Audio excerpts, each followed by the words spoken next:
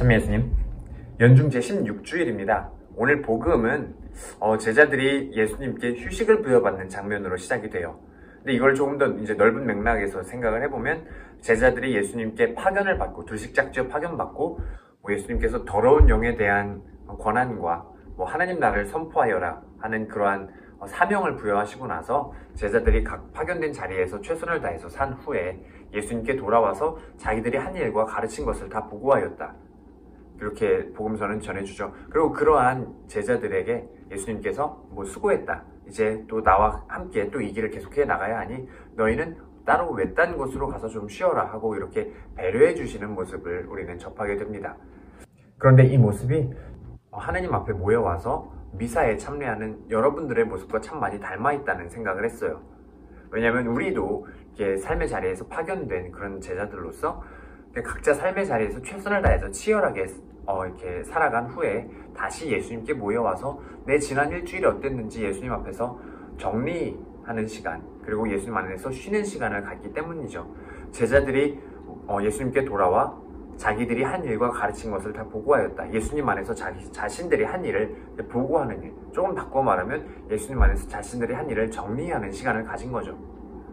우리가 지난 일주일을 예수님 안에서 정리하는 시간을 가지는 것, 그것이 어떻게 보면 우리는 신앙적인 용어로 성찰이라고 하죠.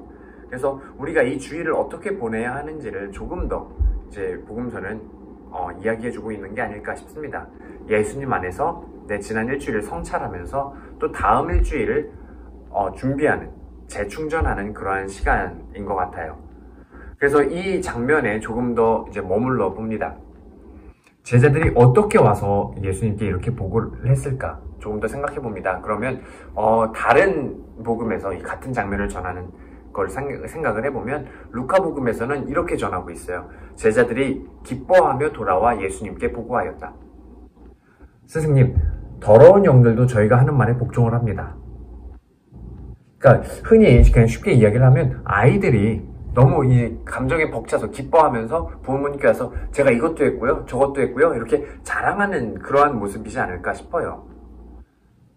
그래서 이러한 모습을 보고 예수님께서 그래, 수고했다. 그리고 이제 너희 그동안 쉬지 못했으니, 오늘 복음에서 이야기해 주는 것처럼 오고 가는 사람들이 너무 많아 음식을 먹을 겨를조차 없었기 때문에 제자들에게 너희 이제 좀 쉬어라 하고 그렇게 재충전의 시간을 마련해 주시는 것 같아요. 그래서 이 모습을 조금 더 묵상해보면 우리의 기도가, 우리의 성찰이, 우리의 신앙이 어떠한 모습이어야 하는지를 조금 더 생각해 볼 수 있을 것 같습니다. 우리가 삶의 자리에서 분명히 힘든 일도 겪고 어려운 일도 겪고 슬픈 일도 겪고 좌절도 겪고 참 좋지 않은 일들을 접하는 경우들도 참 많죠. 제자들도 마찬가지였을 겁니다. 그냥 단순히 제자들이 가서 하나님 나라가 가까이 왔다, 회개하고 복음을 믿어라 하고 이렇게 선포했을 때 모든 사람들이 그렇구나 하고 이렇게 따랐을까요? 그렇지 않았을 겁니다. 왜냐하면 예수님마저도 그분에 대한 적대자들이 분명히 늘 어디에 가나 따라왔고 제자들 역시도 마찬가지였을 거예요. 그래서 하나님 나라를 선포하는데 어려움이 분명히 있었을 겁니다. 근데 제자들이 와서 어떻게 보고하는지를 우리가 생각해보면 예수님께 와서 기뻐하면서 자신들이 한 일과 가르친 것을 다 보고하였다 하고 전하고 있습니다.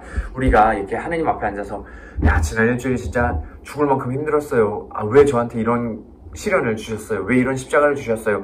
그런 기도도 물론 훌륭한 기도이고 우리가 분명히 필요한 기도이긴 하지만 그분과의 관계를 생각을 했을 때 우리가 제자로서 그분의 어떤 가르침이나 그분의 뜻을 우리가 행하는 사람으로서 그분께서 우리에게 맡기신 그런 사명을 내가 지난 일주일간 나의 이웃들에게, 나의 가족들에게 어떻게 전했는지 예수님 앞에서 다시 성찰할 수 있는 그런 시간을 가져야 하지 않을까 싶습니다.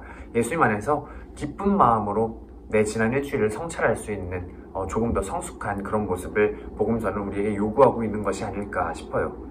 그리고 그렇게 수고한 우리에게 우리의 노고를 알아주시는 예수님께서 너희 이제 좀 쉬어라 하고 그렇게 배려를 해주실 겁니다. 왜냐하면 우리는 분명히 예수님의 그런 사랑받는 양들이면서 예수님의 보살핌을 받는 그런 양들이지만 동시에 각자의 삶의 자리로 파견된 제자들이기 때문이죠.